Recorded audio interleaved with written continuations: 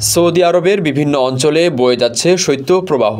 সোমবার থেকে শুরু হওয়া এই শৈত্যপ্রবাহের ফলে দেশটির উত্তর ও মধ্যাঞ্চলের বিভিন্ন জায়গার তাপমাত্রা হিমাঙ্কের নিচে নামার শঙ্কা তৈরি হয়েছে। সৌদির আবহাওয়া ও জলবায়ু অ্যাসোসিয়েশন জানিয়েছে, সোমবার থেকে বুধবার পর্যন্ত উত্তর ও উত্তর পূর্বাঞ্চলীয় এলাকা দিয়ে শৈত্যপ্রবাহ বয়ে যাবে, যার প্রভাব পড়বে মধ্যাঞ্চলেও। রেমিটেন্স যোদ্ধাদের ঢাকায় বিশেষ ছাড়ে রেডি ফ্ল্যাট দিচ্ছে শতভাগ বিশ্বস্ত ও নির্ভরযোগ্য প্রতিষ্ঠান প্রবাসীর সিটি। এই কয়েকদিন উত্তরাঞ্চলীয় এলাকায় ভোরের দিকে তাপমাত্রা 0 ও মধ্যাঞ্চলীয় এলাকার তাপমাত্রা 4 ডিগ্রিতে নামতে পারে।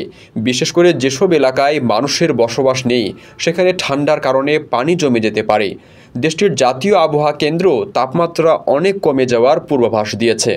বিশেষ করে সকালে তাপমাত্রা কমার পাশাপাশি ঘন কুয়াশারও সৃষ্টি হতে পারে বলে জানিয়েছে তারা। শক্তিশালী বাতাসের কারণে তাবুক, মদিনা ও মক্কার উপকূলীয় এলাকাগুলোই সঙ্গে পূর্বাঞ্চলীয় প্রদেশ রিয়াদ, নাজরান সহ বিভিন্ন জায়গায় ধূলি ও বালু ঝড় হতে পারে। আবহাওয়াবিদরা বলেছেন, সৌদিতে বসন্তকাল শুরু হওয়ার আগে একটি শৈত্যপ্রবাহ দেখা যায়। এই শৈত্যপ্রবাহ সেটিরই অংশ।